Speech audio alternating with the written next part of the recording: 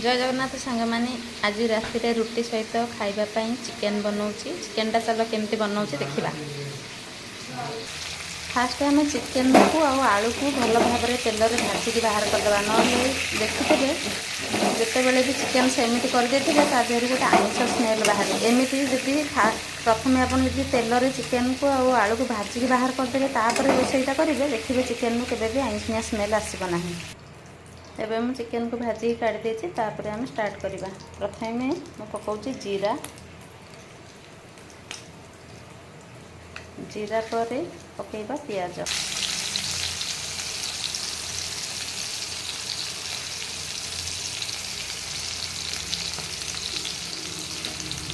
प्याज टिके भलसे हो सारा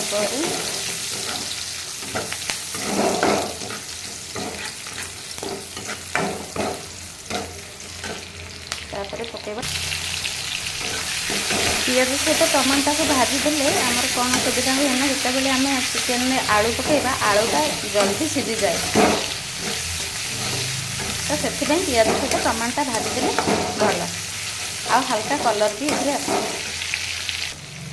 पियाज टमाटोटा भलर भाजी होती आम पकईदेवा अदा रसुण पेस्ट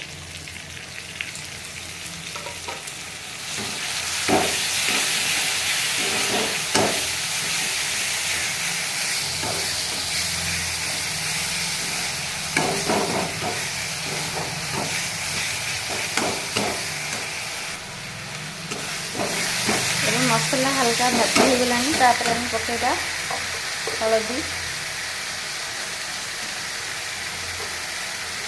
तापर पकेबा लूण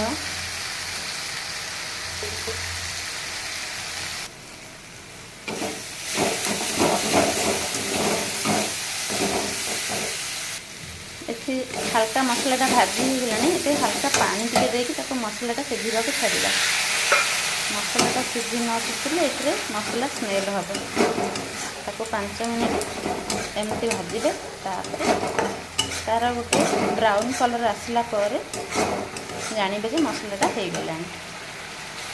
देखो मसलाटा टी हल्का ब्राउन कलर आसीगला तार मसलाटा हो गला। एबे मु जो चिकेन और आलू भाजिकी रखी पकईदेवा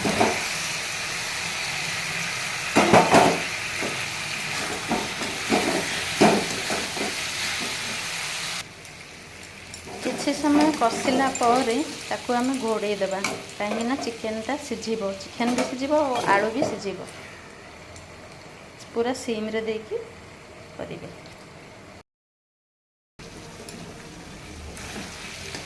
को आहरी 10 मिनट घोड़े को पड़ो कहीं चिकेन सीझी ना पूरा 10 मिनट घोड़े सिम रे। ଏବେ 10 ମିନିଟ୍ ହେଇଗଲାଣି ତାପରେ ଦେଖିବା ଆଳୁ ସିଝିଛି କି ନାହିଁ। ଆଳୁ ପୁରା ସିଝିଗଲାଣି ଆମେ ଏଠି ଗରମ ପାଣି ଦେବା। ମୁଁ ଅଲଗା ଗୋଟେ କଣ୍ଟେନରରେ ବି ଏଠି ଗରମ ପାଣି ବସେଇଛି ତାକୁ ଗରମ ପାଣି ଦେଲେ ଠିକ୍ ଲାଗିବ। ଯେହେତୁ ମୁଁ ଏଠି କଷା କରିବି ସେଥିପାଇଁ ମୁଁ ହାଲକା ପାଣି ଦେଉଛି ବେଶୀ ପାଣି ଦେଉନି କାହିଁକିନା ଆମର ଆଳୁ ବି ସିଝିଗଲାଣି ଅଧିକ ପାଣି ଦେବା କିଛି ଆବଶ୍ୟକ ନାହିଁ।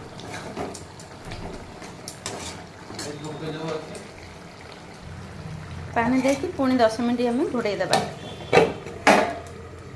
पूरा सिम रे। एबे पूरा 10 मिनट हो गलानी बाहर करके केमती होईची पूरा ग्रेवीटा हो जाइए गला आमर ए चिकेन तरकारी। तापर आम गरम मसला पकेबा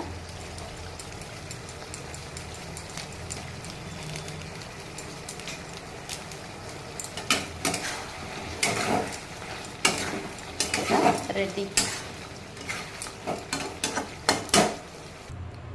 एबे चिकेन सहित रुटी सहित चिकेन रेडी टेस्ट करके देखिबा केमती हेची। रहूची जय जगन्नाथ।